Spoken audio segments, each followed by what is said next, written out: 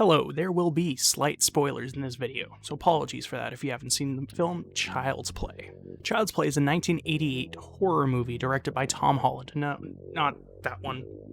This one. It also stars everyone's favorite possessed doll, Chucky. Chucky is the antagonist of the movie, and our protagonist of the movie is a 6-year-old, Andy Barclay. He is obsessed with good guys. They're kind of this corporation that throw their logo on anything and everything for kids to buy up. They're kind of like Disney in this world.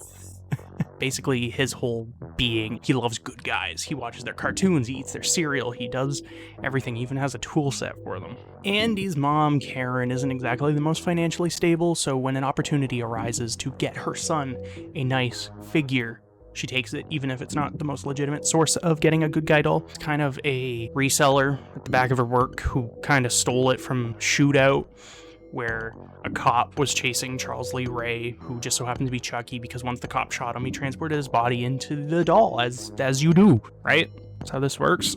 The majority of the movie is dealing with Chucky causing problems for Andy. So what he'll do is he'll cause trouble, and then everyone will think, oh, it's Andy that's doing it, but really, no, it's Chucky. Chucky is the villain here. Occasionally, Chucky will kill some people, and then Andy gets blamed. Not cool, Chucky, not cool. And what's really cool about this movie is that nobody believes Andy, because I mean, really, who in their right mind is going to believe him? A doll is not going around killing people, but it is. Telling me a doll that walks and talks is doing all of this? This element of the film is really what works the most for me, because it's cool seeing everybody blaming Andy for what Chucky does, and I mean, he's just a little kid, so he doesn't fully understand what's going on.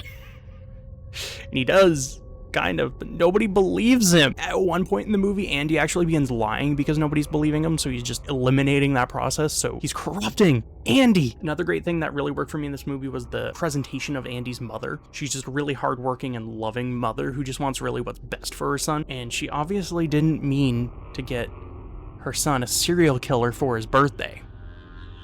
But that's kind of what happened. Although I will say, considering she's being depicted as being financially unstable, her apartment is so nice. Like, obviously living conditions in the 80s were different from the 2020s, but you could not get that apartment in these times for probably what was considered cheap. I do kind of wish that they touched on any potential guilt that Karen might have felt for buying her son the present. They don't really touch on her having any guilt over it. I mean, she indirectly caused it, so I'm shocked they didn't do this, but that would have been a neat angle to go over. Child's Play is an excellent example of why practical effects are timeless. This movie holds up great. Chucky moves in the puppeteering? That is great. He moves and looks so phenomenal that you can't get the same thing from digital effects, or at least most people aren't going to put in the same level of effort into the digital effects. You get a lot of the emotion of Chucky just from the doll, but then you get Brad Dourif's voice, and it just adds, it makes a perfect package for Chucky. That's why this one is so far my favorite. I've only seen 1 and 2 and the remake prior, but as the series goes on, I'm going to be doing those. One complaint I see with this movie is often how it's stupid that a little doll is taking out everyone and causing all this havoc, and I kind of get that, but at the same time, if you're willing to suspend your disbelief to the point of a person transmitting their soul into that of a doll, but you draw the line at the doll being too strong for people to overpower, come on. But going with that, I think this movie in particular did a really, really good job of making it so that Chucky was always stealthy. He always was peeking around corners or waiting for the perfect opportunity to strike. He wasn't just overpowering and choke holding and slamming people. He always was strategic in his approach. It wasn't unfair in any moment. It's a dumb complaint in my opinion, but I don't get it.